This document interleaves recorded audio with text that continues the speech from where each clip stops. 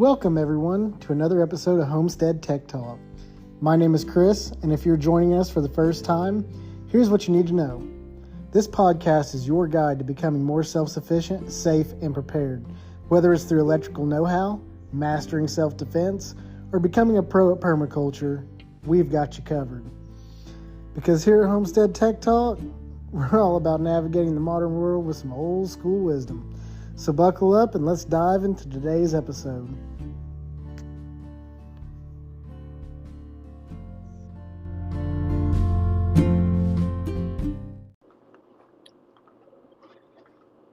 Welcome back to another episode of Homestead Tech Talk. I'm Chris, and I've got Steve Ashford and Scott Akins with me. Today we're going to be talking about reloading and other firearms related stuff.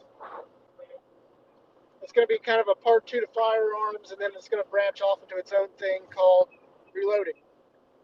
So that's how that's going to do. And what reloading is making your own ammo from components. You buy the individual components, you assemble it all together, make a completed round of ammunition. I'll have videos coming out on it later on too. Just got to get time to edit them because I work all the time. Yeah. You know, damn work. I know it, right?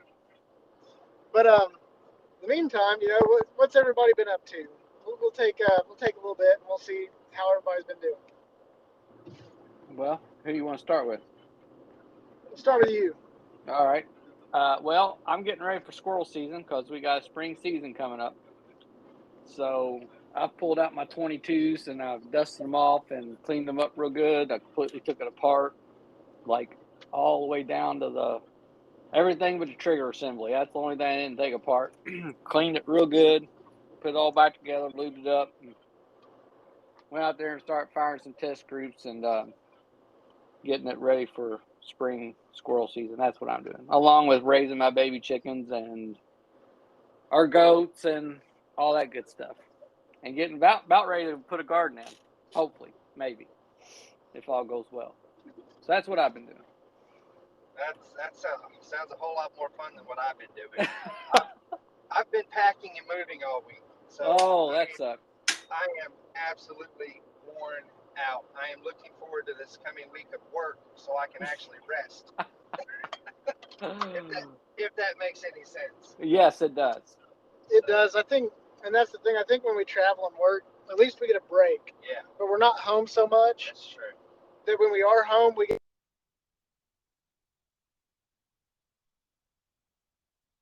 away. Evenings, if we want to just sit around and do nothing, we can.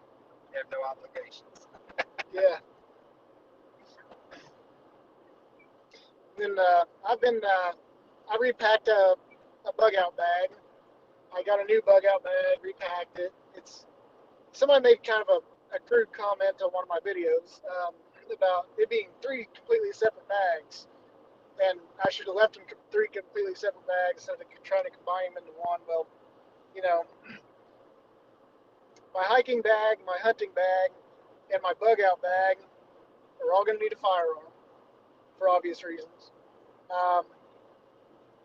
You know, they're all going to.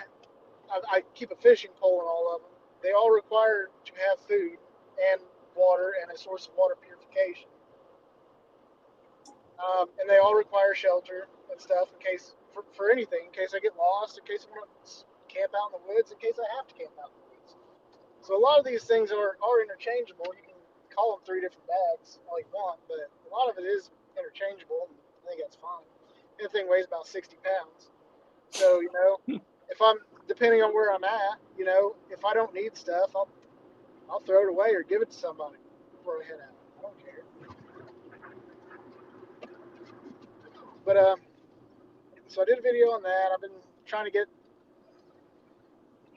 my 3D printer going, and be a video coming out for that. It's almost there. I just got to change some stuff in the firmware. You'll see it in the video. And then just working, traveling, getting ready for gardening. And that should be maybe whenever we get together next, we should probably do a podcast on gardening as well. I think that would be handy to do for the simple fact that it is gardening season, and Derby Day's coming, and that's when you're supposed to have your crops out. Yep. So we could talk about companion planting and polyculture and putting out perennials instead of annuals and stuff like that, maybe. But that's not the topic of today's discussion. The topic of today's discussion is going to be reloading basics. And towards the end, we will roll into some more intermediate and advanced stuff. First thing we're going to talk about is equipment. So, Steve, what kind of equipment do you got? Let's start with presses. Well, I'm all single stage. I do not own any progressive stage. I'm a slow timer. Although I would like to get a progressive stage eventually. But before we even kick off components or equipment, I should say, I would say you start with manuals before you ever buy the first piece of equipment. And that is a good point. Even in the day of YouTube, I would still go buy a couple different manuals and just take my time and read through them, learn the terminology and the language, get an idea of what they're talking about in the process, and then you can go start watching YouTube videos about, I'm sure there's plenty out there, but I grew up in the pre-smartphone age and pre-YouTube age and pre-computer age, so I learned everything I know just from reading it out of a book. But then that's still good knowledge, still really good knowledge to get from a book. So then after you do that, then you can sort of think about what you want to do and then start deciding what kind of equipment you want. But I'm all single stage press. I've got 2 presses. I got a Lee and an RCBS. RCBS is iron and will last for 5 generations, and the Lee is an aluminum press, but it has done well. I've resized Magnum cartridges on it, so I mean it does its job. So that's the 2 presses I own. Okay. Scott is just now getting into reloading. He's been reloading off of my stuff, so he doesn't have any equipment. Yeah, no, I have no equipment. I don't have a whole lot of knowledge to add to it other than the brief time we've spent loading some ladder loads. But I do have to say that is good advice. You get into the rabbit hole of YouTube videos and Google searches, and you don't know what to look for, or you can get bad information. It's always best to read a manual for a specific press or a specific piece of equipment or anything before you attempt to use it. And I would say it would be very good to learn the terminology. You gotta know what to talk about, right? Yep. You can't just wing it. But yeah, no, I definitely do agree.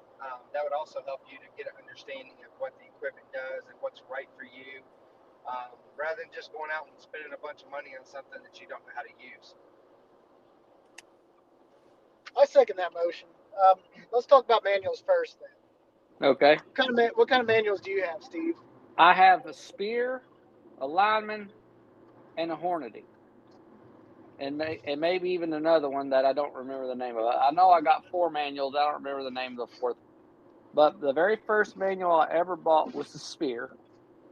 And Speer and RCBS are like owned by the same people. So all the equipment they use in Speer is RCBS equipment. So everything they say. It broke up on you. What'd you say there for a second?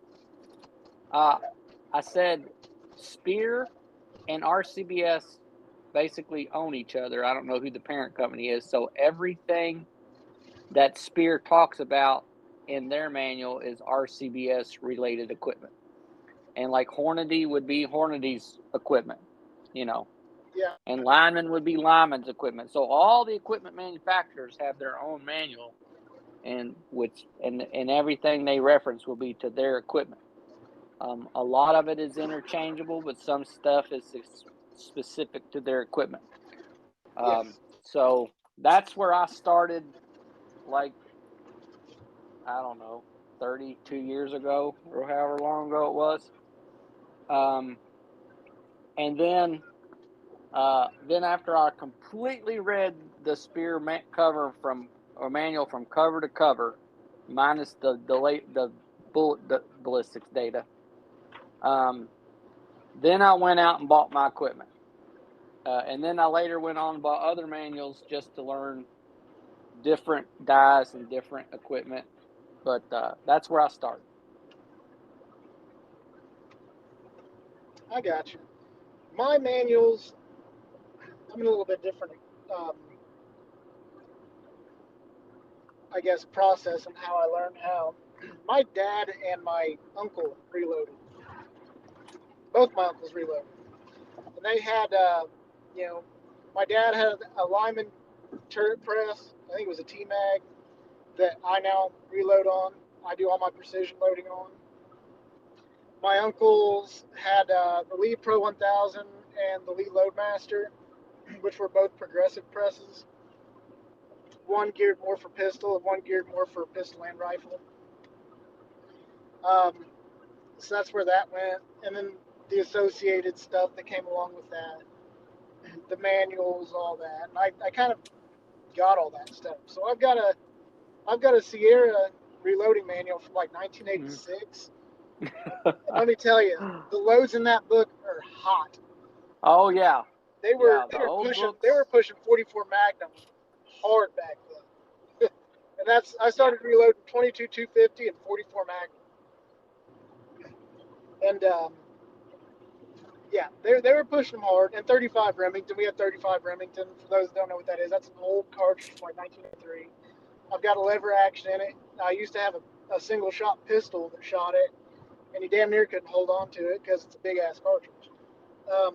But I've also got that, a Lyman manual, all the data sheets and stuff that Lee has with all their dies and stuff, that also show you how to use the stuff. And I keep all this stuff basically on a bookshelf, and I still use it for reference. Well, sure.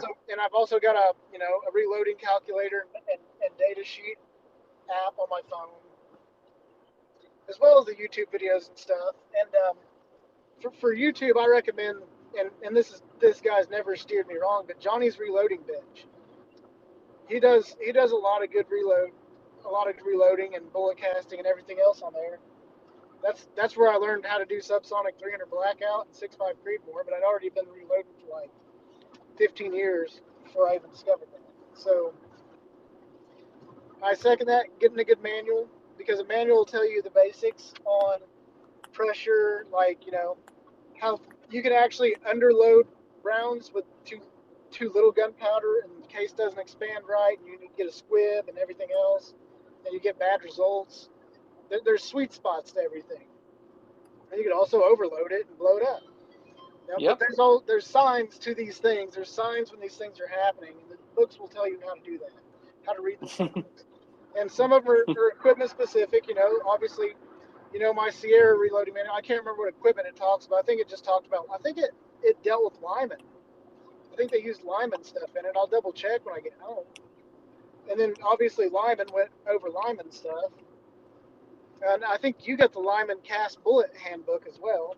That goes over on Lyman molds. And then Lee also makes a cast bullet handbook that goes over Lee molds. And so there's just an insane amount of information. Get hard copies of stuff because the internet's not reliable. So I get at least 2 or 3 hard copies of books. I get 2 good reloading books and a cast bullet book, because you're gonna want to cast bullets sooner or later. It happens to everybody.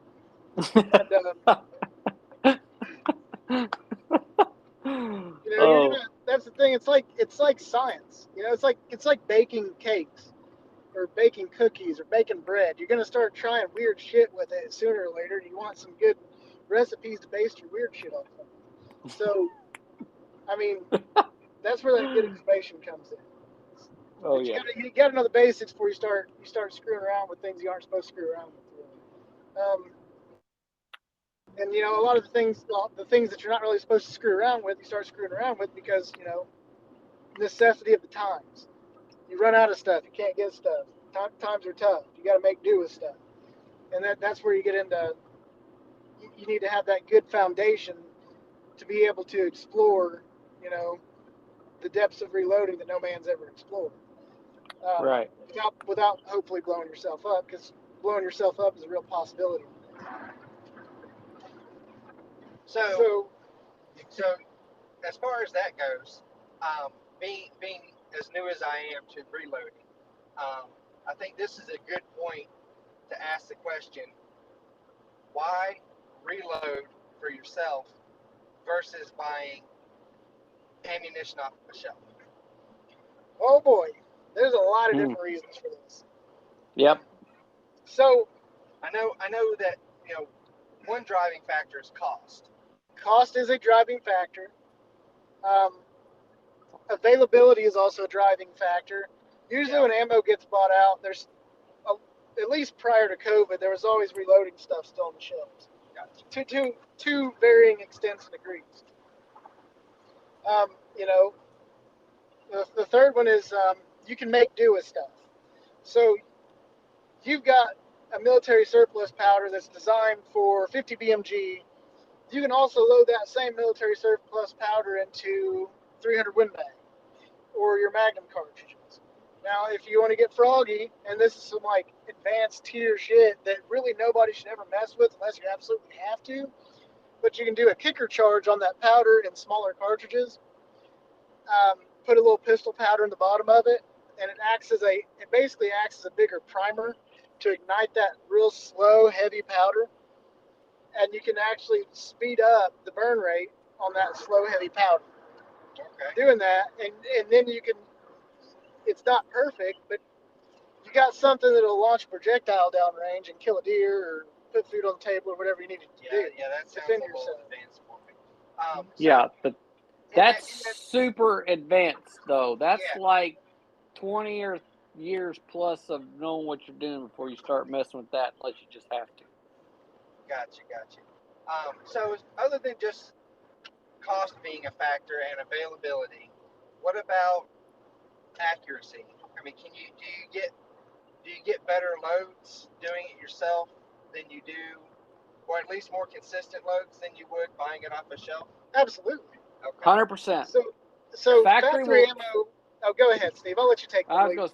Factory will never, unless you pay $60 for 20 rounds, will never match what you can do on a hand loading bench, because you can tune your cartridge to your rifle, like down to the 10th of a grain. And no two guns that come off of an assembly line, even if they're right next to each other, will shoot the same. And the only way to know, and the factory ammo is designed to fit to work in everybody's gun in all conditions all the time. Yeah, that makes sense. Whereas a hand load round is tuned to your rifle, to your conditions, to its twist rate, to its idiosyncrasies, and you can achieve $60 box ammo for like $4.75.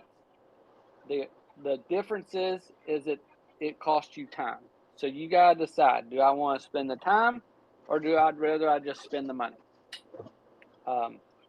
So not only accuracy and all that, but you can also tailor specific loads to specific circumstances with using the same cartridge. Yeah. So a good example of this is I own two 6.5 Creedmoors. I have a bolt action 6.5 Creedmoor, Thompson Center Compass, little cheap gun, you know, MOA guaranteed accuracy, but it's like, I think I paid $200 used. I bought it off one of my friends. And then I've also got a semi-automatic 6.5 Creedmoor AR-10 that just the rifle itself I dropped $1,200 on, not included in the $1,300 scope. Now, in real world scenarios with factory ammo, that bolt gun will shoot fucking loops around that semi-automatic as far as accuracy goes because of the nature of the bolt gun. It's not having to rob gas to to cycle a bolt to feed anything. It's more simple, and bolt guns naturally are more accurate. Now, I completely agree with that. now that semi-automatic rifle, generally with factory ammo, shoots around MOA. By MOA, I mean 1-inch group at 100 yards. That's 2-inch groups at 200, 3 inches at 300, so on and so forth. It's 1 minute of angle, and 1 minute of angle is 1/60th of a degree, and 1 second of angle is 1/60th of a minute of angle. That's how that works. So 1 minute of angle translates into a 1-inch group at 100 yards. 5-shot group is typically what we do. We do a 5-shot group to get the best overall idea of what the load's doing as far as velocity, extreme spread, standard deviation, if it's being chronographed and all that. And those take into a factor with distance shooting as well.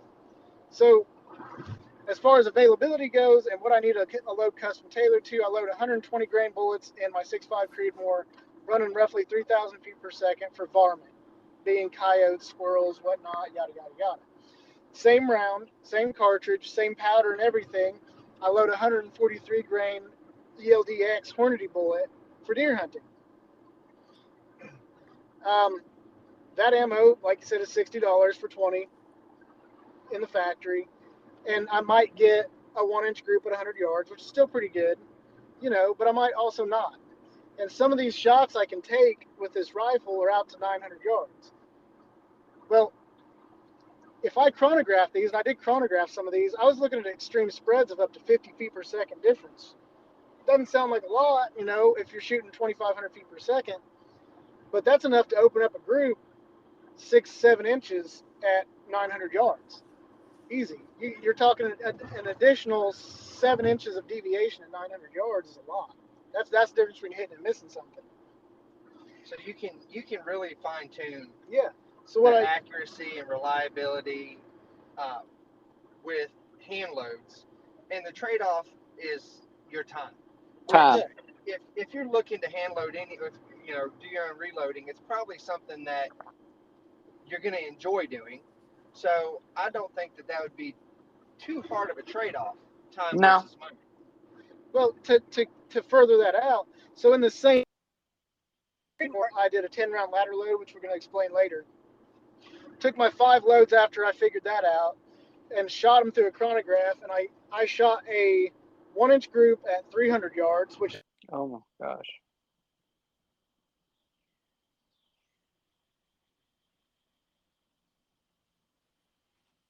And the extreme speed out of 5 shots, the largest velocity deviation was 5 feet per second. Which means if I'm shooting 1-inch groups at 300 yards, I'm shooting 3-inch groups at 900 yards, and I'm probably only opening up maybe a couple extra inches at 900 yards. So I could still probably shoot 5-6-inch groups at 900 yards easy, which is the kill zone on a deer. If I had to. If I had to take a shot that way. Then I'm kind of autistic with numbers and shit, and I just get geeked out on it, and it kind of calms me down. But to continue on, did that pretty much sum it up? Yes. Okay. Yeah, so we're good. All right. Wicked. Okay, so let's talk about equipment. You've got RCBS press. You got an RCBS single stage. You got a Lee single stage. I've got my Lyman turret press from got me, and I bought an Auto Progressive Hornady Lock and Load AP progressive press. It's better than the Lee ones. Not as good as a Dillon. In my humble opinion, I'd rather spend the extra money and get a Dillon XL 1050 or XL 750, because then if you got the extra money, eventually you could put an automation kit on it, and that press is reliable enough to automate making ammo, so you don't have to do anything. You just set it and you watch it. You can't just set it and forget it. You set it and you watch it, and it makes all the damn ammo you never want. But if you're hurting on money, a lot of people have the Hornady presses, and if you have a Hornady, Can you hear that? Can you hear my GPS going on? I didn't hear it. Okay. Well, good. So hopefully it doesn't come through the podcast. But if you do get a Hornady, they're expensive, like $500, but they're cheaper than Dillon, which is closer to $1,000. And you can 3D print the bullet feeder, the case feeder, and everything else for it for pennies on the dollar. And that'd be the route I would go. I'd buy the base model press, and I'd 3D print all the fucking shit that goes for it. That pretty much covers presses. Yep. What do you got for dies? Reloading I dies. got, Let's talk about reloading dies. all What right. they are, what they do. Yeah, well, the dies actually resize the case back to its original shape. They deprime them. You can get just a depriming die if you want, depending on what you're doing. But then most of them deprime and resize it at the same time. Then, depending on if it's pistol or rifle, you might have to flare the case neck a little bit to get your bullet started. Pistol, you sometimes flare. Rifles, you don't. And then you'll have powder drop die. Sometimes those are also incorporated into your flare die. And then you got your seating die, which actually seats the bullet after you put your powder and stuff in it. And then after you seat it, some dies have both the crimping, and there's roll crimping and taper crimping. And it depends on the cartridge. This goes back to reading your manuals before you ever start, so you know which one you're doing. And then depending on what it is, if you're doing precision work or if it's semi-auto and all that good stuff, will depend on whether or not you're putting a roll crimp or a taper crimp. And then you adjust your taper, or you adjust your crimp on your die. And then so that way when you seat it, it seats the bullet to the depth you want, and then it also crimps it to the crimp that you want. And then after that, it's a complete round. So I've got all kinds. I've got Lee, I've got Hornady, I've got RCBS. What's your favorite? What's my favorite is RCBS. They're but they're made in Germany, and they're polished to an absolute unbelievable finish. So they're so smooth and they'll last forever. But you don't have to go with RCBS. Like I've got for stuff that I'm not doing precision work on, like handguns, just a good cheap carbide set of dies where you don't have to have lube or anything speeds the process up, and it's not like I'm trying to shoot super tight groups. I'm just wanting to run a bunch of ammo through my handgun to do practice drills and stuff. You don't need a $100 and something set of dies for that. You can just buy, well, this was back then. Man. Yeah, I don't even know what they cost now. I mean, the dies that I bought 30 years ago were less than $100. I don't know what a set would cost today, an RCBS precision set. But anyway, so that's my favorite, just because they just work. They're just so good. They last forever. So that's my dies. Yeah, I personally like anything that's running through a semi-automatic that I don't really give a shit about. Like Steve said, Lee.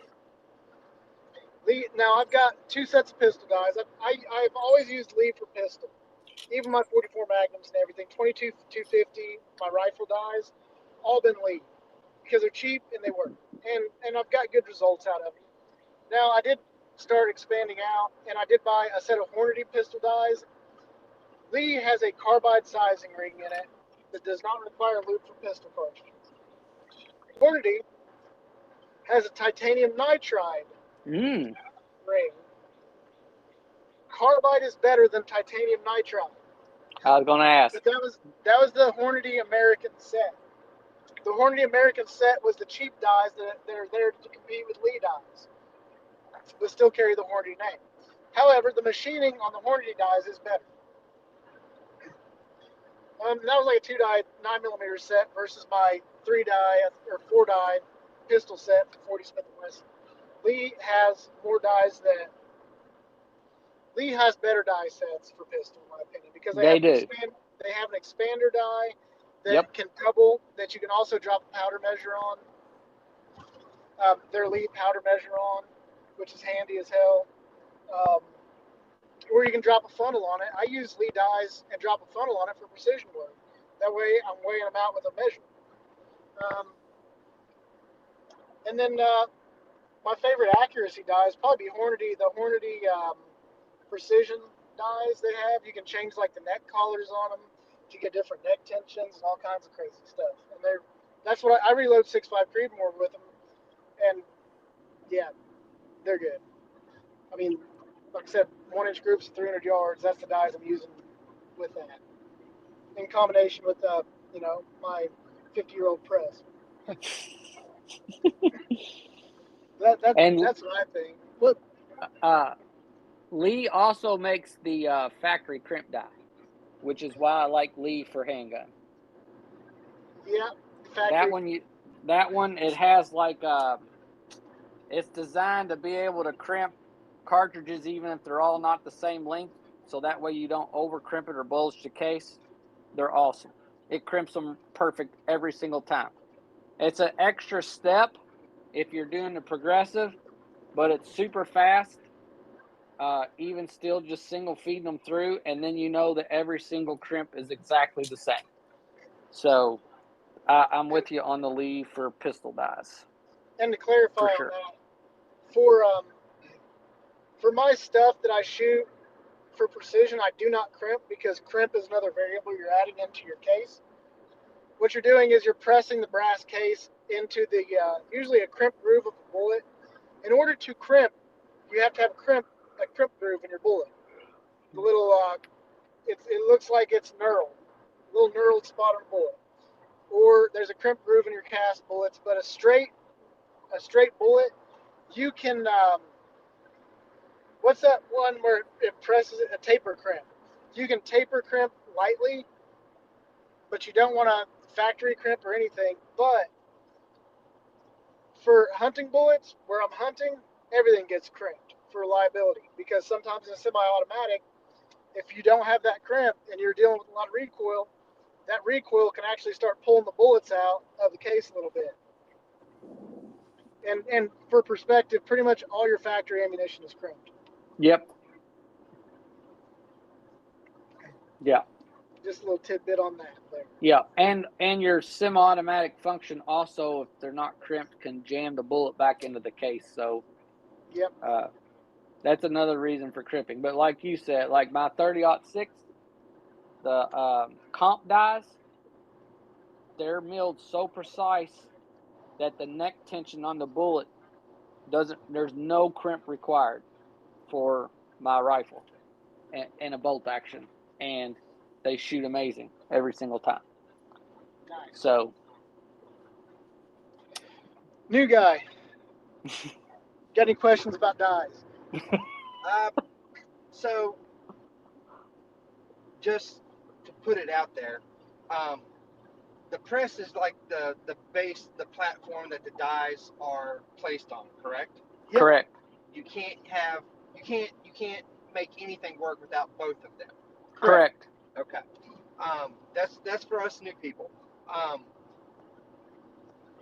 sure there's tons that I'll learn as I go. I haven't done it enough to have questions.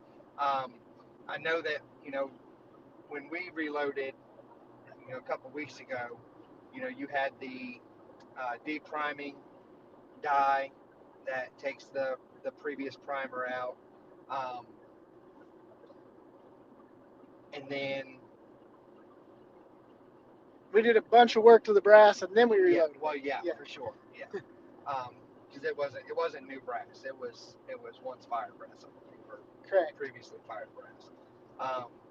But as far as dies go, right now I don't really have I don't know enough to ask a lot of questions about them. I have a general understanding of what they are. I wouldn't know the difference looking at one to the other right now. I'm sure I'll learn it. But yeah, no, this is all good information for me. That's for sure. All right. Yeah. And one note back to our original. If you got a mentor, because see, like Chris naturally had somebody help him learn. I did not. I learned completely from scratch on my own. So if you've got somebody that already does it, that is a huge advantage because they can help walk you through their tricks and tips. Yeah. And then as far as dies go, dies are a standard thread. So like RCBS dies can go into a Hornady press, and Hornady dies can go in an RCBS press. Is it 7/8 by 13, Chris? I believe that's what it is. 7/8 I by think 13. yeah. It's 17/8 diameter, 13 threads per inch. That's a standard threading on all dies. So all of them are interchangeable. That's really good to know because Yeah. there's nothing like having, dies laying around. I could imagine, and you wanting to use a specific press, and oh yeah, these don't fit. That Yeah. I Yeah, wish everything in the world was built to that kind of yeah. specificity because you know I can't tell you how many pieces of equipment just in a day of work we work on that requires a Phillips, a flathead, and a 5/16. It's like make all the fasteners the same. Why not? Yep. Yeah. Now, So in an engineering's world, the fasteners are different because they all require different torque. But let's be real, the stuff we work on, yeah. None of it's torqued. it all gets torqued the same. Number Yeah. 6 on the DeWalt electric screwdriver. So number 6. It doesn't matter. So yeah. they can make all this shit Phillips and be fine. Yeah.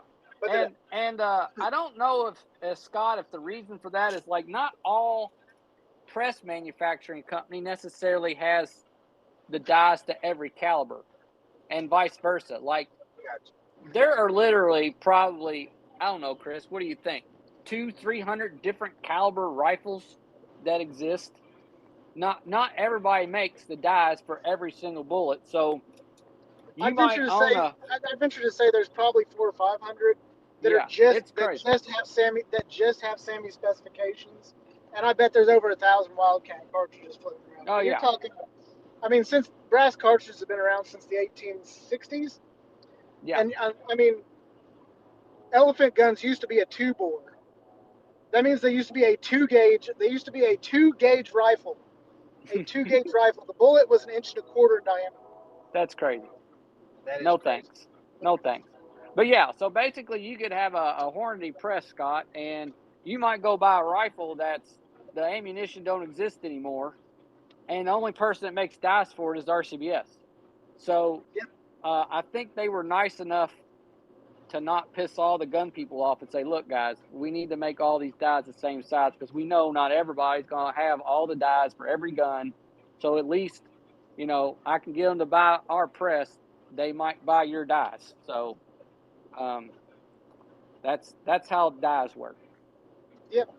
And a good example of that is my 35 Remington. That cartridge was developed in 1903. I don't think I've been able to find factory ammo for it post-COVID at all, and that leaves me with whatever the hell I can reload with. It uses a standard .357 bullet, and I've got plenty of brass for it, so I can reload it pretty well indefinitely. It takes a large rifle prime. But if I didn't reload, I wouldn't be able to shoot that rifle. Another benefit to reloading. Correct.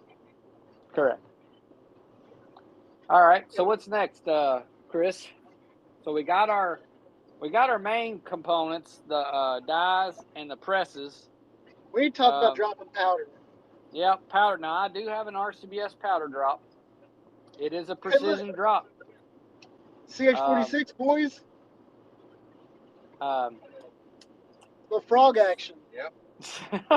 frog action. So you got different methods. You can weigh them out on a scale, a digital scale or a magnetic scale, but digital scale's faster and they're cheap, like $40. And then you're always going to need a digital scale anyway, because you got to weigh out your powder drops or your dippers or whatever you're using. You have to have a way to weigh it, because you got to know what you're putting in your cartridge, obviously. So for newbies, You don't just fill them to the top. nope, no. You should try that. You should totally try that. That's coming from the new guy. Complete joke. Well, some actually cartridges actually work best filled almost to capacity, and there's like literally a compressed load. But 300 Blackout's one of them. Oh, is what it? 300 Blackout's one? But that is not. I don't know if you'd say that's the minority, and most of the time you don't. In my personal experience, rarely do we ever fill it that full. And obviously, when it is, it's designed that way. But so basically, for the newbies, I'd say this: if you stick to the numbers in the charts, you gotta work really hard to blow your gun up, because there's so much safety built into those charts. Yeah. Makes sense. But with that being said, you still need to have a digital powder measure that'll measure to like 1/10 of a grain, and then if you're going to get a powder drop, I use an RCBS, and I think Chris has a Lee. They're fairly accurate. Like mine drops to within 1/10 of a grain every single time. It's freaking amazing. Like it's on the money. I don't know how in the world they do that inside, but it works. It speeds the process up. Unless you're, if you're hand loading rifle for precision, then you're going to just hand measure everything. But once you get, like, if you're reloading large volumes of pistol, and you're doing it on a single stage, where you can just set your powder dump, you cycle it one time and it's going to drop exactly what you want every single time, and you don't have to weigh it. I weigh every 10th charge just to make sure something didn't go wrong. But outside of that, you can just roll with it and you can know they're good. So that's my take on. You can use Lee dippers, our powder measures. Explain the Lee dippers. Because you got a whole dipper set. Yes, I got a dipper set. It's just basically they're see, I can put this, not to get too sciencey on you, but basically they're just volumetric measurement. Right? They're volumetric measures. They start teeny tiny, like, I don't know, the hole in the top is maybe the size of a .22 caliber bullet, and it might be like a 3/8 of an inch tall. That's how small it is. And then it goes all the way up to, like, you could stick your thumb down in it, and it's about 3/4 of an inch tall. Pretty big dipper. Now, where you got to watch what you're doing is that's volume, not weight. So when we measure our powder for reloading, we go by weight, not volume. Well, so doesn't no Lee, two powders. Doesn't Lee and a lot of their reloading stuff, don't they have volumetric? Don't they have volumetric values for loads too, for certain powders? They do. I think they do, and they also have charts that say. They have a chart that says if you're reloading this powder, this volumetric should weigh this. And if you're reloading with this powder, the same volumetric is going to weigh this. And the reason being for that is because every type of gunpowder has a different density. They're all different densities, so they'll all weigh different at the same volume. Yeah, so like 3 cubic centimeters of WA light might only weigh 8.6 grains. WC 860 might weigh 22 grains, because it's just so much more dense. I'm just throwing those out there. I have no idea. I've never weighed them, but you get the gist. So that's your, and like I said, it comes with a little like slide scale thing, and it comes with it in the pack, and you can like go through all different powders. It's got, well, I'd say the newest ones have got even the new powders on it. Mine's probably 7 years old, and there's been several powders that have come out in the last 7 years that are probably not on my chart. But I'm sure I could probably look up supplemental data from Lee on that. And that's the thing. So you can look that up.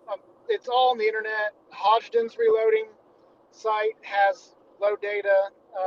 Almost all their reloading sites have load data. Nosler Hell, does. I even use ChatGPT for some load data and stuff. Like for specific stuff, like if I need to know the density of something or whatever, ChatGPT can pretty well calculate it per lot number. Stuff like that. That's pretty crazy. That's handy when the internet works. Yeah, but when it doesn't work, that's why you want the hard manuals. Exactly. When, if it was a true disaster and we had like an EMP or something and we didn't have computers, you need hard copies of all this crap. Now, some of the stuff that... Uh-oh. Oh, we're back. Can you still hear me? I got you. Okay. Yep, I got you. So, like, it wouldn't be a bad idea to, like, stuff that you load all the time, like your meat and potato loads, to know what they are from memory. That way you just know. And if you load them enough, you probably will know them from memory. And some people like me and Chris who are just numbers freaks, numbers just stick in our brain. So we tend to sometimes do what? Repeat about the last 10 seconds. Are you there? Yeah. Repeat about the last 10 seconds. I think I lost you. Oh, I was just saying that me and you are numbers freaks, so we tend to just remember numbers. But if you have meat and potato loads, something that you're going to shoot all the time, and you got lots of powder, lots of primers for it, lots of bullets, it'd be a good idea to remember those numbers regardless. Like, just know them. Once you do something enough, you'll know what they are, and you wouldn't have to reference it necessarily. But if you have a crappy memory and you're not a numbers person, then absolutely, like, always reference your data. And then, of course, when you find your load anyway, it's gonna be somewhere in between. So write it down. Like, if you find a load that you like for your rifle, write that load down. Write the weight of the bullet down, the primer you used, and the powder weight you used, and the depth that you seated it at, and then keep that with your gun or with your bullets. That way, when you go to reload it again, you can just reference your little chart that you made for yourself. Hell yeah. That's my 2 cents on that. Yeah, I concur. Scott, got any questions? No, it sounds to me like it's pretty straightforward as far as that goes. I mean, it's basically as far as like memorizing or writing down your load. That's basic CYOA. Cover your own ass. That's always a good. Pretty much. I will add another load on that for you, as of now, married guys. Keep all your damn load data in at least 3 different spots, because your ex-wife might, when you get a divorce, burn all your shit. Okay. But I'm just speaking from experience, like no fury like a woman scorned. Especially after she tried to kill you 3 times already. With your own damn gun. Twice. Oh man. Yeah. So yeah, keep it written down multiple places if you can. Put one in your phone, scan it on Dropbox, whatever the hell you gotta do. But I've got load data missing. So the load data is missing. I've got half powder measures. Like, I mean, I'm trying to recoup. So yeah. what I use for powder measures is I have 2 Lyman balance beam analog scales. Those work all the time, no matter what, because it relies on gravity, and gravity's here. It's not going away anytime soon, I don't think. Hopefully not, or we're going to be fucked. I had a Hornady digital scale, but my girlfriend dropped it and broke it, so I ordered another one. And I'll post links to the ones I use on Amazon, but the one I got on Amazon has got a 50 gram weight capacity, and it measures to 2/100ths of a grain. Holy cow. That's amazing. Super accurate. That's amazing. And then I also use an auto pour scale. So what it is, it's an electronic weight scale. You put a dish underneath of it, and then it pours the powder out. It basically rotates this screw, this hollow screw, and the powder comes out of it. And then once it gets the exact thing, it stops. And it's super handy and super quick and super awesome.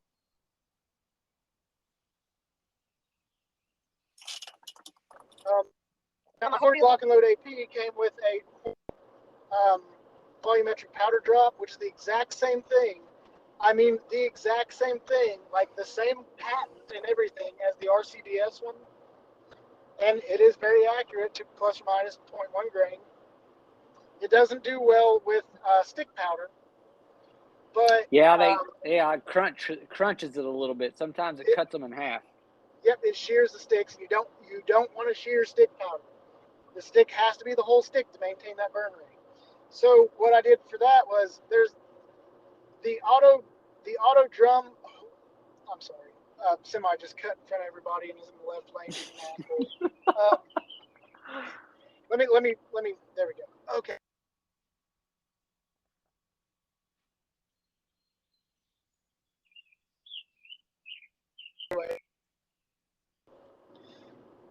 The Lee makes an auto drum powder measure that fits on top of their dies for pistol, and you can buy rifle dies that will auto charge it on your progressives or whatever. And like I said, I'll put links to all this stuff that we've talked about in this show. And it has a little rubber wiper on it that will accurately measure stick powder plus or minus 0.1 grain. That's very, very handy. That would be handy. Yeah, I've got half of it left. I'd like to have the whole thing back. I guess we're going to have to order another. But, yeah. So there's that. There's that. I think that's enough on powder measure. Powder measures. Super important. Yeah. Gotta have powder measures. What we got next? Brass prep. Let's talk about some brass prep. So, okay. You've got your press, you got your dies, you got your powder measures. For brass prep, you're going to need a set of calipers to measure the trim length of your brass. Yep. I'll put a link in the description. That guy's going to fucking die. I heard him go by. Yeah, a little bit of context. This motorcyclist just literally, we don't even have a full car length between us and the car in front of us. He cut in front of us. Another car he had even less room to get in front of was just beyond our drive. He cut in front of us and then cut in front of them and just missed his back tire on that front fender well, going at least 90 miles an hour. Well, every bit of 90, at least. Y'all might see him shortly. I bet we'll see him up here on the side of the road.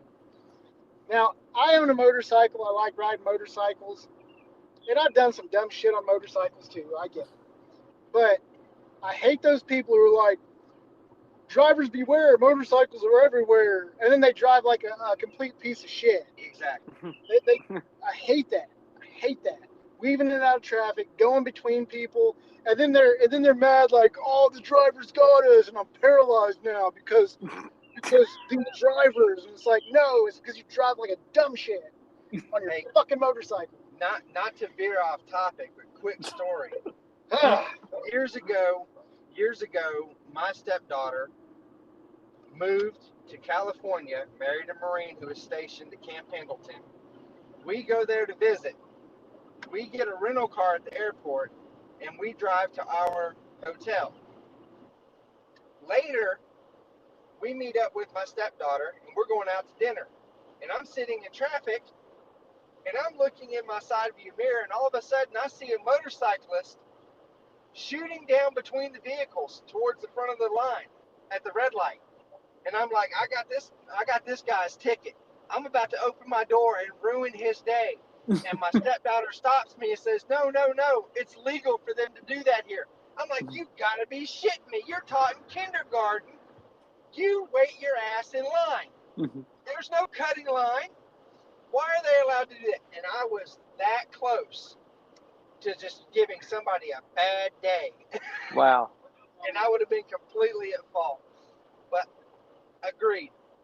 The biggest pain in my ass is the crying people do about pay attention to the motorcycles, share the road, and then you have these guys driving like that or popping wheelies or, going 100 miles an hour. Or the fuds bitching about grass. There were grass clippings on the road, and I couldn't do 100 on the back roads around the corners like I wanted to because I hit them clippings, and I had to lay her down and Barb shit her britches, and gotta watch them grass clippings. I hate fuds. Oh gosh. My 1911, my 30-06 M1 could still win all these wars. But my grass clippings, it's my kryptonite. We're off topic. Yeah. Let's get back. All right. Brass prep. So need calipers. calipers, dial calipers, and then or vernier calipers. Of course, they got digital calipers, but they require batteries.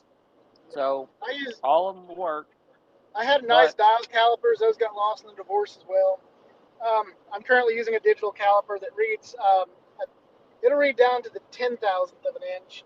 You need a set of calipers that reads a minimum of 1,000th of an inch. Minimum the Harbor Freight ones only read down to 100th of an inch. Just so you know, don't use the Harbor Freight ones for reloading. It ain't gonna work. You have to read down to 1,000th of an inch. And if you're a thrift shopper, you can go to like peddlers malls or yard sales and what do they call them when estate sales? You'd be amazed at what these old guys had in their garages, and the people that take them over and selling it have no idea what they got. You can go pick up a set of dial calipers for probably like $3. Or if you got somebody that you know that likes to thrift shop, take a picture of one and say, hey, when you're travels, if you see one of these, buy me a set. And then you'll have one that, because they all work the same. Doesn't matter if it's a 50-year-old set or if it's a 1-year-old set, they still measure to 1,000th of an inch. Yeah, that definitely is a good resource, the estate sales. And actually, I've heard of people picking up some firearms for really good prices at estate sales too. Yep. Yeah. Well, even reloading equipment. Like now, Grant, reloading equipment goes quick at those kinds of sales. But if you're out and they had reloading equipment and the guy, like, none of his kids had anything to do with shooting, and they're just like, let's just sell it all, and they have no idea what they're selling. You go in there, and if you manage to get there first, you get some awesome deals on reloading equipment. And powder. Oh, yeah. I mean, they might have a freaking gold mine of powder stored in their cabinets, So that's just a little side note. Yeah. And something I forgot to mention earlier, me and Steve do also reload shotgun, and we have Lee Load all 2s and 12 gauge. And we do that for versatility of loads too, for squirrel loads and deer and everything else. But besides that, if you come across any kind of micrometers, calipers, any kind of precision measuring thing that says Starrett or Etalon on it, and it's less than $100, you should probably buy it. Just an FYI, Starrett's some of the best stuff you can get, and that's what we used when I was a machinist. Ah, okay. And my set of they were Etalon. It was a set of dial calipers, and my Starrett micrometers. Those got gone in the divorce, and those were expensive. Let me tell you, those were over $600 for the stuff between Oh gosh, that makes me sick. And when you're a machinist, you got to buy those tools yourself. A lot of the times, you get a tool account. It's tax free, and that's where I bought all that stuff. Was when I was working as a machinist, and I'm missing it. Next thing you need is so you got to measure trim length. Yep, the whole purpose of that is to measure trim length and diameters and stuff. Yep. And the trim length varies. The trim length's important because you got to have certain trim lengths to properly, so that the cartridge properly seats the chamber. Trim length directly affects neck tension because the longer the neck is, because you're trimming the neck. The longer the neck is, the more tension you're going to have on your bullet, and the differences in temperature the differences in tension will cause variances in accuracy because it causes different pressures to form in the cartridge case when it releases. So that's why too.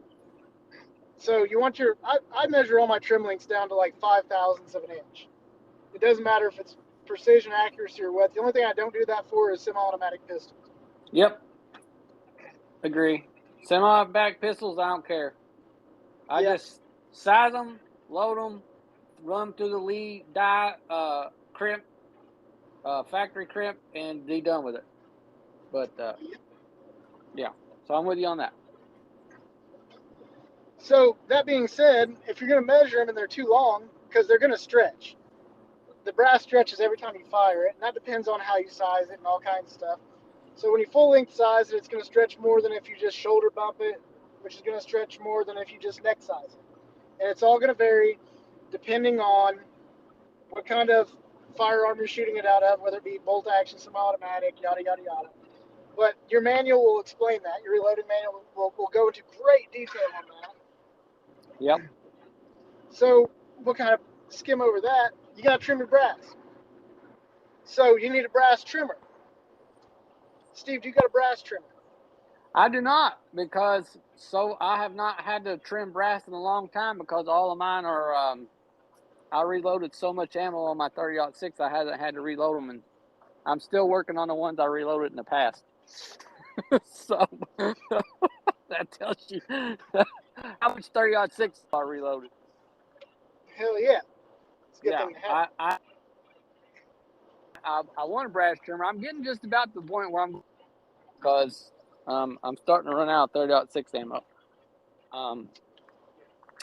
But yeah, so are you still there? Okay, I'll take the lead on. I lost you for a second. I'll take the lead on the brass trimmer. Yeah, take the brass trimmer because you've got. I bought a couple of them. So Lee makes one that'll hook up to a drill.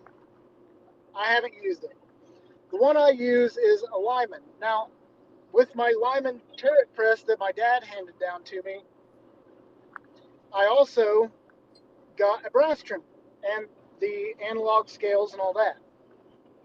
My ex ended up with that brass trimmer. Imagine that. So I had to buy another one. Now, the brass trimmer he had was a hand crank, and I drilled the hand crank off of it and made it to where it would hook up to a drill because it's faster. So I had to buy a new Lyman one, which cost me another $120. But this Lyman one, I've got it mounted to my bench. It comes with a hand crank. This lady's about to cut me off. Give me 1 second. Nah, it's some dude. That was a lady. That was a little sexist. But it comes with a hand crank, and it also comes with an impact attachment. So you can hook an impact driver or a drill nice. to it, and then you can trim them real quick. And it's got the collets that adjust, so it trims them all to the same length every time. It's wonderful. That's the one I recommended was the Lyman. Dylan makes one that actually mounts to your press, and you just run them through your press, and it trims them on your press too. Oh, that's nice. I don't know how much it is, but I think it's over $500. But if you're looking to do it cheap, look into Lee's. If you're looking for a good quality one that's mid-range, my Lyman one's great. It's quick. Invite friends over because brass prep is the longest step it takes in reloading. Yep, it takes forever. Yep. So you're going to want your trimmer, and you're going to want a way to, after you trim, you're going to have a burr on your case neck. So you need a chamfer tool that chamfers the outside and inside of the case neck. Lyman also makes this. It comes in like a stick that you can, and they're all detachable. They all screw in and out. And it's the same It happens to be the same thread that cleaning rods use. So what Oh, I've done is I've hooked one up. I cut a cleaning rod and I hooked one up to the cleaning rod and I hooked the little attachments up on my drill and do it that way too. But that's what I would do. I'll put links in the description. And it also comes with primer pocket, chamfer tools, and cleaning. And that's to remove the primer pocket crimp on military brass because the primer pocket is crimped on military brass to prevent water intrusion. So that covers case prep, I think. Is there anything else on the list? I've got a little list here. Tumblers. Yeah, I think that takes care of it. You just gotta make sure you get the chamfering tools because after you trim them, you gotta deburr them. Yep. So, and it really helps. It helps to have a primer pocket swage tool and a way to clean your primer pockets because they get dirty and gunked up. Yep, gotta clean them. All right. So that's the next thing we got. Oh, what's up? Hello. I was gonna say, what's the next thing on the list? Tumblers, case tumblers. You gotta clean your brass. Your brass gets dirty, it gets carbon all over it. Chances are, if you're buying brass, it's gonna be once fired brass, and you're gonna need to clean that stuff because you don't want to run dirty brass up in your dies because it'll make your dies dirty and make them lose precision and get your cases stuck and everything else. So you need a case tumbler, and what that does is there's three ways of tumbling them. There's dry tumbling, which uses either walnut shell media or corncob media, and it vibrates, and then the cases tumble around in it, and they get super polished. You can even throw some brass polish in there, and they get super nice and pretty. Then there's ultrasonic tumbling, which you throw it in a liquid with some ultrasonic solution, and ultrasonic waves go through. Hornady makes one of these, and it cleans your brass through cavitation. Now, what that means is the ultrasonic waves cause the liquid to basically boil. So you get bubbles, and then those bubbles aren't actually bubbles, it's actually a void, it's a cavity. So it's at like negative pressure. So then they slam back together at atmospheric pressure. And what happens is it creates like a shock wave that cleans all your stuff. Cavitation. Cavitation will destroy a boat motor prop. It's so powerful, cavitation destroys boat motor. Powerful. You can actually open a bottle of wine through cavitation. It's that cool. So this is the right way, right? Hang on, we gotta we're going to shoot. Me and Scott are heading to Chicago for work. Wish us luck. Yeah, thoughts and prayers. Need some thoughts and prayers. I hate Chicago. But so yeah, there's old tumbling, which I think Frankfurt Arsenal makes one. What you do is you put your brass in water with stainless steel pins and some Lemmy Shine, and it tumbles them around in water. And you do this after you've de-primed them, and it even cleans the primer pockets and everything. Makes them super, super duper clean. Wet tumbling's great, but then you got to dry your brass afterwards and all that. I just do dry tumbling because I'm old and that's what I know. But I would like to get a wet tumbler one day. Steve, what do you do? Dry tumble in media. I use a rough cleaning, and then I use a polishing media, which makes them nice and shiny. Yeah, and you can just turn it on and walk away. Like, you can run it overnight. Like I just run mine overnight in my garage. So that's what I do too. Yeah, I just come back the next morning, and they're just beautiful. They're all nice and pretty, and took all the carbon and dirt off of them. It's awesome. So one caveat to that is your dry tumblers are typically loud. They're vibrating brass around in the media, and they go, oh, and then you hear clink, clink, clink, clink, clink.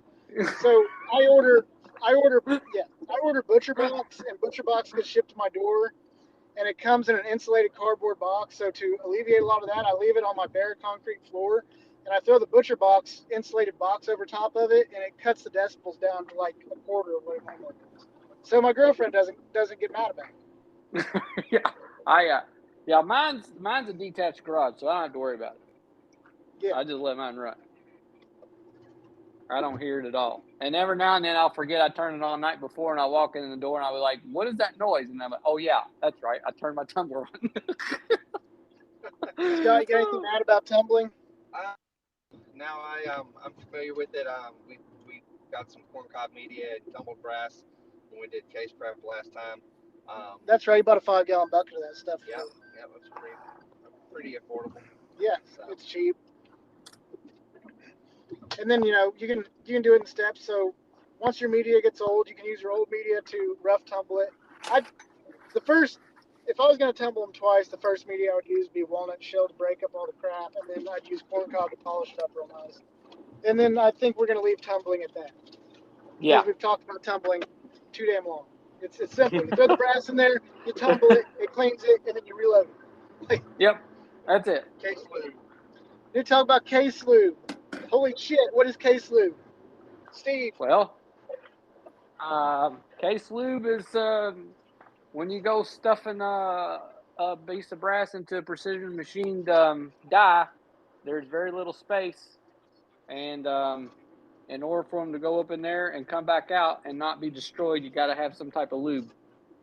And so there's all sorts. There's the old style where you can put it on a pad and you roll them around, and then there's the new style where you can spray it on. But ultimately, if you don't want your cases to get stuck in your dies and destroy your dies and destroy your brass, you're going to have to lube them for rifle. Now, for handgun, straight wall, semi-auto, you don't have to do that. Get the carbide dies and you're good to go. But for all your rifle cartridges, you're gonna have to lube them. If you don't have titanium nitride or carbide pistol dies, you need the lube. You gotta lube it. She'll thank you for it. She'll thank you for it.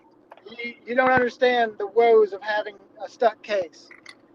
You will. It's gonna happen to you if you're a new loader. You will stick a case. Here's a tip. Pro tip on how to get this case out. I did this with 5.56 when I just transferred to the Hornady Lock and Load spray-on lube. Wasn't used to it. Stuck a case in my lead dies. The way to do this, you got to remove the decapping pin out of the die, and then what you got to do is take the die out. And if you can't remove the decapping pin, you at least got to loosen it up. And then you take where the primer pocket is. Hopefully, it made it to where it was decapped. And there's no primer in there, you drill the primer pocket out to 1/4 inch. You run to a number 7 drill bit. Use a number 7 drill bit. You drill it out. You get a 1/4-20 tap, and you tap it to a 1/4-20 thread, and then you take a saw that doesn't interfere with the brass, and a 1/4-20 bolt, and you screw the bolt in, and you use the threads of the bolt to back the brass out of the die. That's the way you unstick it. Really cool. It's fucking complicated. Don't do it. Avoid it. Avoid it by using adequate lube and keeping your dies clean. Oh my God. Yeah. Do you want to have to buy number 7 dies from Harbor Freight and or number 7 drill bit from Harbor Freight and freaking taps, a whole tap set that's like $50 to salvage your dies? No. Use lube. I'll make a video on how to unstick these. It sucks. Yeah, because sometimes you can do everything right and it still gets stuck. Yes. But if you do everything wrong, it's guaranteed going to get stuck. Yes. So, different types of lubes. So, Lee's and Lyman's and all that crap, that was typically like a white lithium grease mixed with wax lube. You had a pad, you roll the case on it, you put a little bit in the case mouth, and that's it. And then you got to tumble them after you lube them to remove that lube. Yeah. The reason being, that lube will interfere with the gunpowder, and it'll make the gunpowder not burn right. That lube will cause a frictionless surface on the walls of your case. And the way a bullet works is when that case, when you fire a bullet in a rifle, a round of ammunition rifle, the pressure gets up to like 50,000 psi or more. and it expands that brass case on the chamber walls. And that expansion, that pressure of that brass and the friction between the brass and your chamber walls prevents bad things from happening, like excessive wear on your bolt.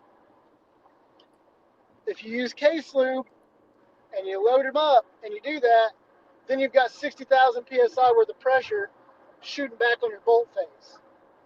So you don't want lube on the outside of your bullets, on the outside of your brass while you're firing, unless it's the Hornady crap. The Hornady crap's good.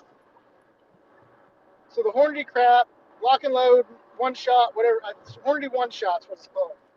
Yeah, one shot. You take your brass after you've cleaned it and all that good stuff, and before you resize it, you put them in a big box or a bin or a container of some sort, and you spray the piss out of it with that stuff.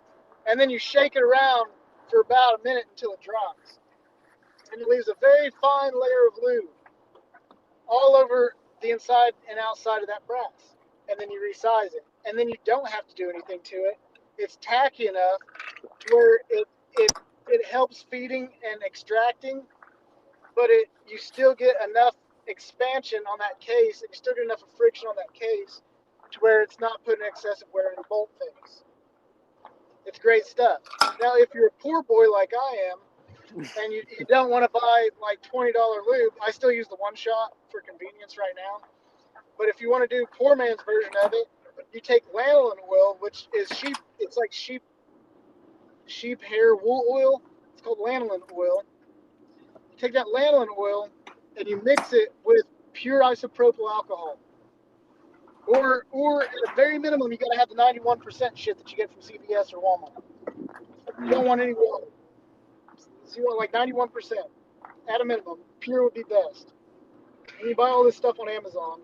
And I can't remember the ratio off the top of my head, but I can put it in the show notes, a link to a website that's got it. But you mix this stuff together. I think it's like a 20-to-1 ratio or something.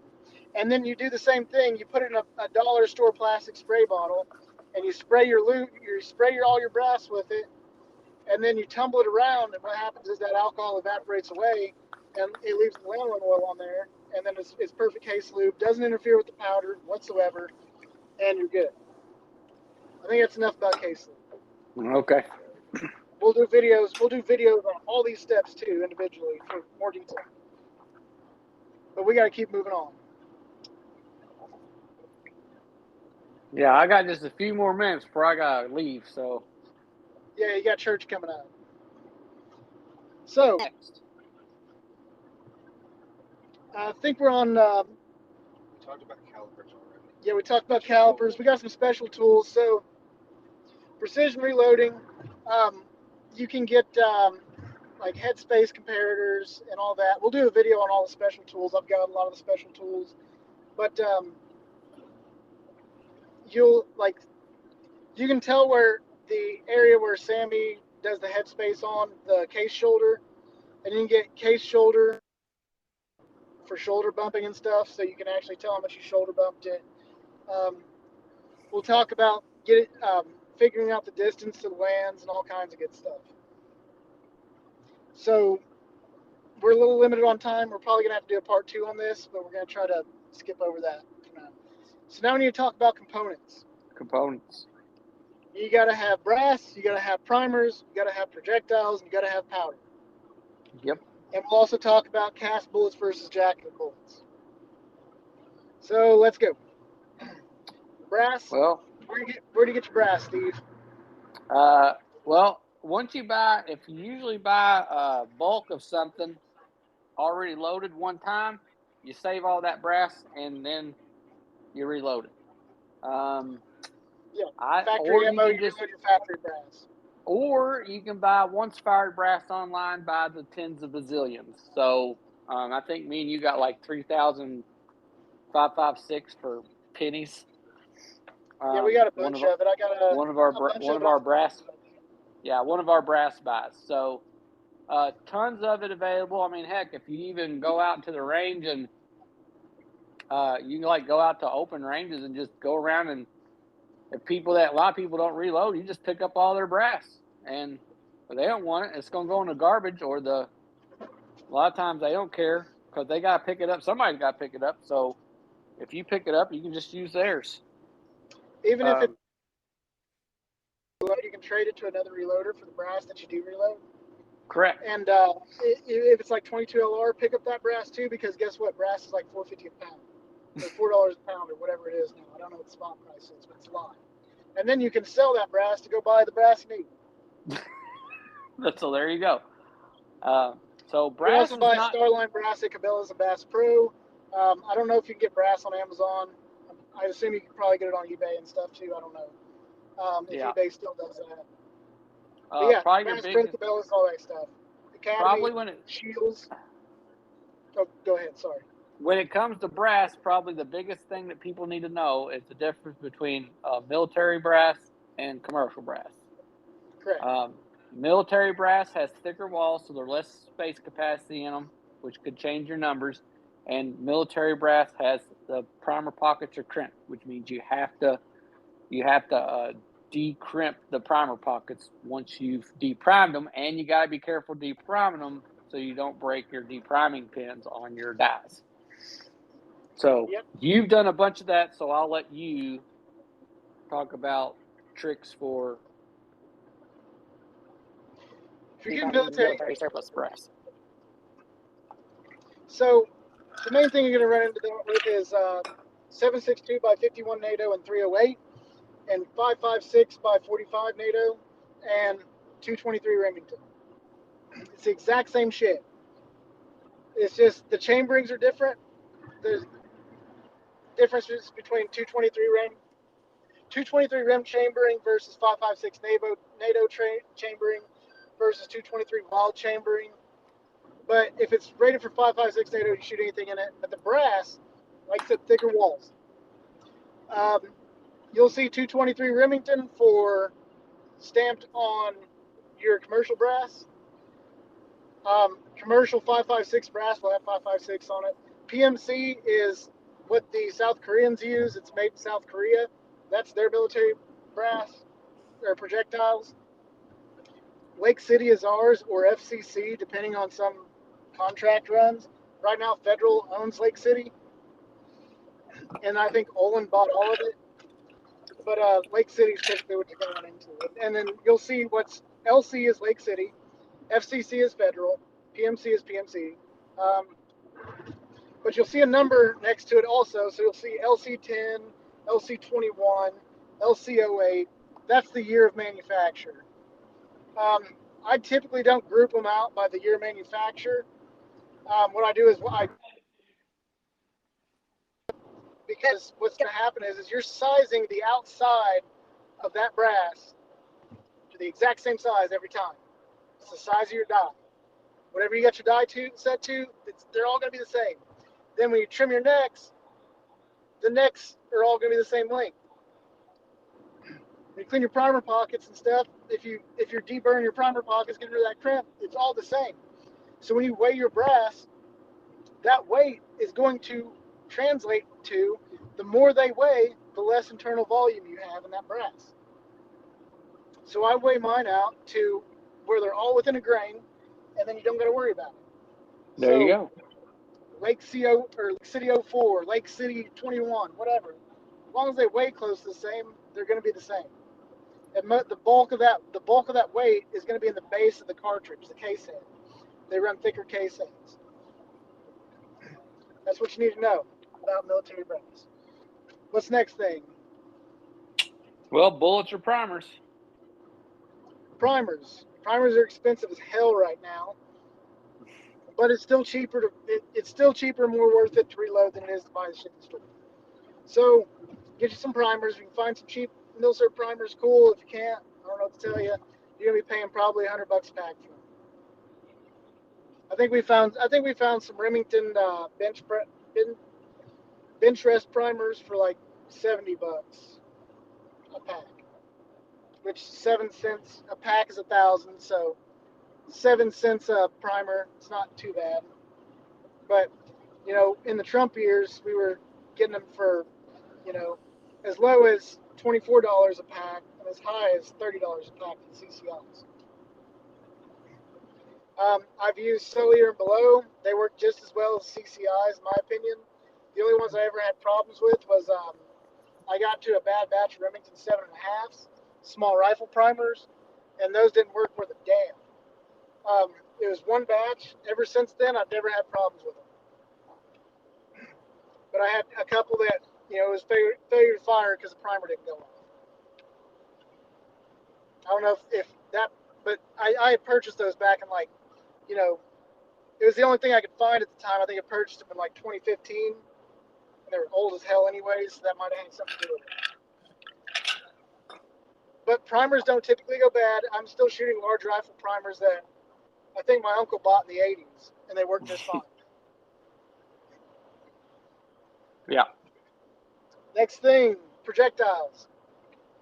You got projectiles you buy in the store are typically either plated or jacketed. Means it's got a copper jacketed on it. For hunting, best recommendation, these Spear Gold Dot, in my opinion. Or the Hornady ELDs aren't too bad, but you do get core jacket separation on them. For precision, ELD Match, they're really good. Burger bullets are good. For plinking, Barry's bullets, whatever you can find. I buy a lot of Milsurp SS-109 bullets for my 5.56 loads. Don't shoot those in steel. They do got a steel core. They will crater your steel targets. So for that, get some Barry's 55 grain bullets or some shit. They're cheaper. Or a bunch of wheel weights, cut up a bunch of card bags. Be careful with that. Melt down some lead, cast some bullets. We'll do an entire reloading video on cast bullets. What do you got to say, Steve? Yep. We'll just have to do a whole thing just on casting. Yep. It's a process, but it's fun and neat. It's awesome and satisfying. Yeah. You got any questions about components, Scott? No, I don't. There's a world of stuff out there. There's all different kinds, all different brands. If you have any questions, ask your local retailer. They're usually pretty good about do your research, do your homework, and buy the best stuff you can afford. That's it. Oh yeah, and powders. So you can get commercial powders. They're expensive right now. They're like $50 a pound, but still cheaper than new factory ammo. You got to make sure you get the right commercial powder for the right projectile and case combination, primer combination, and caliber combination. Whatever you're shooting, make sure you get the right powder. That's why you got to get your manuals first and your reloading data so you know what you're looking for before you go to the store and buy the shit. You can also buy military surplus powders. Jeff Bartlett, GIBrass.com. It's where we buy a lot of our stuff. It's in Owensboro, Kentucky. More times than not, I'll just drive down there to avoid the hazmat fee and pick the powder up myself. There's also Powder Valley, American Reloading. I'll put links to a bunch of websites where we get components. And there's not much else we can talk about powder, but burn rate is very, and you can't just go by the burn rate charts. Some powders work really well with certain cartridges, some don't. Right. Like a good example of this is Hodgson's Little Gun is designed for 410 Magnum loads, like 410 shotgun rounds, and it works great in 300 Blackout and Magnum pistols. Yep. So there's interchangeability there, but you got to know what you're doing. Stick to recommended load data for now, and then buy your cartridges or buy your powders accordingly. Sometimes there's reloading data on the canisters of powder to give you a good idea on whether or not it'll work or not. Yeah. I think we ought to do either a video or a podcast just on powders, because there's just so much to powders. There's so many little things that we know that could help people out that are getting started to understand why they do what they do and why they are the way they are, and the difference between the surplus powders and the commercial powders, because I would really like to. I've seen on forums people will not buy surplus powders. They're scared to death of them. It's the same And thing as commercial powders. It's just a big ass lot. I know, and I just want to address that because to me that's insane. It's like you got 8 pounds of powder. They tell you the numbers. They give you a burn rate equivalent, and they tell you to start at the low end and work your way up until you find what works. I mean, I don't know how you can screw that up, but apparently there are people out there that are afraid to death of that. But if you can get past that hurdle, you can get tons of powder for a fraction of what commercial powder costs. And that's what we've done. I'll give you a good example of this. Military surplus powder, WC-842, used in the M855 round for 5.56 NATO, is the exact same powder as H355, or no, H335. Hodgson's H335 is what it is. They are the same powder, just different lot numbers, and powders can vary a little bit by lot to lot and burn rate. SMP 842, St. Mark's powder 842 is the same burn rate as WC 842, which is the same burn rate as H335. The only difference is it's got a copper fouling eraser in it. It reduces copper fouling and it's flash suppressed. That powder is used in the M855A1 round. That powder was the original CFE 223 powder that Hodgdon makes. Now, well, there you go. What happened with this is the M855A1 round was originally, they were going to use a slower propellant with it because it's a solid brass projectile with an exposed steel penetrator. So they were using a slower burn rate. That's why CFE 223 has a slower burn rate than H335. Well, they weren't getting good results with it, so they went back to the H335 burn rate, sped it back up. They kept the copper fouling erasers, chemical composition in the flash suppressing it. So it is. So what SMP 842 is, it's H335 with the same additives as CFE 223 that makes it copper fouling erasing and all that good stuff. So if you shoot a bunch of rounds through your barrel, you'll notice that your barrel will turn blue, and that is that copper fouling eraser creating a chemical reaction with the copper that is left in the rifling of your barrel. And I don't know the exact, but any kind of oxides or nitrides or nitrates or chlorides or chlorates of copper either turn black, green, or blue. And that's why that is. It turns into a salt, a copper salt. Wasn't that cool? Yeah. So I think that's why we need to do a whole video just on powders. Yeah. Because there's all kinds of additives that do different stuff, and they have different purposes, and depending on what you're trying to do with your pistol or your rifle or your shotgun, it'll determine which one of those powders you'll use. Yep. So, yeah, I think we need to do just a whole podcast just on powders. I love to geek out on powders because it's pretty cool. The science behind powders is just amazing. It is. So, I got a book from the 40s too called The Chemistry of Powder and Explosives, and I'll post up and read some excerpts from it as well when we do a powder episode, like on how they make the powders and all that. It's really neat. I've nitrated nitrocellulose cotton balls before and made nitrocellulose and turned it into a usable gunpowder before using tree stump remover and drain cleaner and acetone and engine and starting fluid, like household shit, with a little bit of graphite powder to make it electrically conductive so it doesn't spark it. I do not personally recommend or condone. There's going to have to be a disclaimer. Experimentation by I have a chemistry unexperienced persons. Yeah. I don't do the stuff Chris. Chris has so much chemistry knowledge that he can do that kind of stuff. I do not have nothing to do with that. So I stick to buying the powder. Unless you absolutely have to. But it does work. Let's talk about assembly unless you want to get off of here. We can also break this up to a part 2, and we can do a part 2 after you get back to church if you want.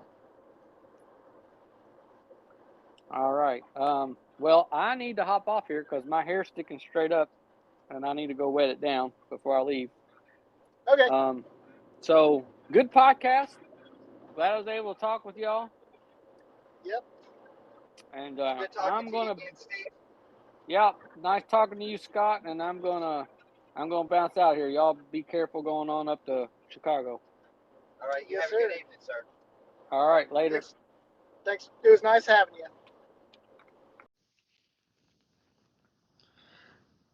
Well, that wraps up reloading part 1. We mainly talked about equipment. There is a part 2 video that we recently did, and it'll be on YouTube. And the audio will be ripped and put on Spotify as well. So I will post links to the equipment that I use in the show description of this podcast. They're Amazon affiliate links. Please click them and at least use them to start your shopping at Amazon. Every click helps. And with that, I'm going to go ahead and publish this. I hope you all have a wonderful day. Goodbye.